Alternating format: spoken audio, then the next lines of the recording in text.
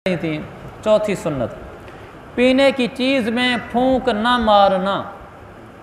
ये चाय में भी ना फूंक नहीं मारनी चाहिए, वैसे ठंडा करना चाहिए, क्योंकि पीने की चीज़ में फूंक मारने से अल्लाह के नबी सल्लल्लाहु अलैहि वसल्लम ने मना किया है, लिहाजा फूंक मारे बग़ैर चीज़ को पीना चाहिए।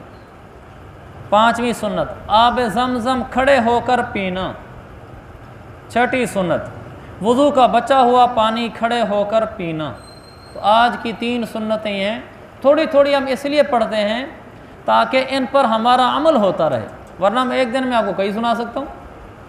तीन सुन गए तो उनको जाकर अमल कर लिया। तो पहली है पानी की चीज़, पीने की चीज़ में फूंक ना मारना। दूसरा, आब ज़मज़म हो तो खड़े होकर पीना। तीसरा, वज़ू का बचा हुआ पानी खड़े होकर पीना। अल्लाह के नबी ने खड़े होकर पिया था। हमारे यहाँ तो ज़रा इसका वजूद नहीं है, क्योंकि हम टूटियों से वज़ू करते हैं। अगर लोटे से वज़ू किया जाए या किसी बर्तन से, उसमें जो पानी बच जाए वो पानी अगर पीना हो तो वो खड़े होकर पीना चाहिए, बैठ कर नहीं पीना चाहिए। यही मेरे आका की सुन्नत है। ये तीन सुन्नतें हो गईं। और तीन मसाइल। पहला मसला ये है, अगर किसी के थूक में खून आ रहा हो तो खून आने से वज़ू टूटता है, लेकिन थूक में खून है तो देखा जाए खून ज़्यादा है या थूक ज़्यादा है। अगर खून ज़्यादा है या खून बराबर है थूक के तो वज़ू टूट गया। अगर खून कम है और थूक ज़्यादा है तो वज़ू नहीं टूटा। इसकी पहचान कैसे होगी कि इस थूक में खून ज़्यादा है या थूक ज़्यादा है? आदमी थूक डालकर देख ले, अगर उसमें सफ़ेदी मैल जर्दी मैल रंग है तो मालूम हुआ थूक ज़्यादा है, खून मगलूब है, क्योंकि उसका रंग सफ़ेद है या जर्दी मैल है, हल्का हल्का पीला पीला सा लगता है, फिर मतलब है थूक ज़्यादा है। और अगर वो खून जो थूक है वो सुर्ख है या सुर्खी मैल है तो फिर ऐसे में फिर तो इस सूरत में थूक कम हो गया और खून ज़्यादा हो गया है।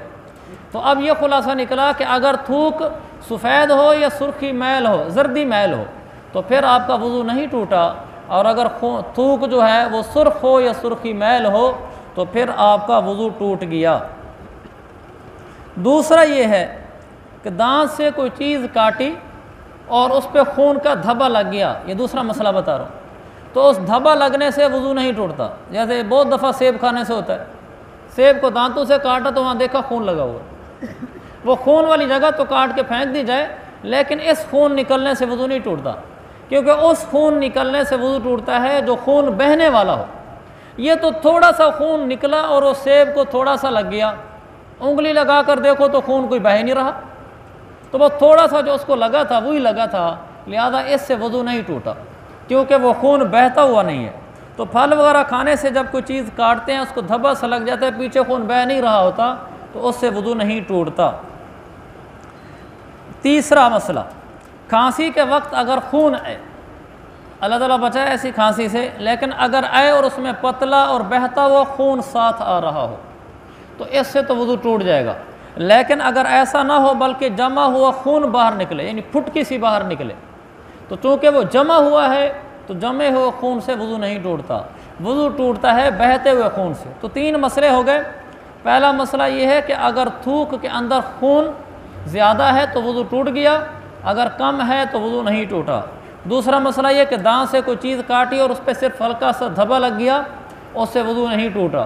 तीसरा ये कि खांसी के साथ या वैसे मुंह से खून निकला, बहता हुआ पतला था तो वज़ू टूट गया, और अगर जमा हुआ था तो वज़ू नहीं टूटा। हमारे मसाइल मुकम्मल हो गए।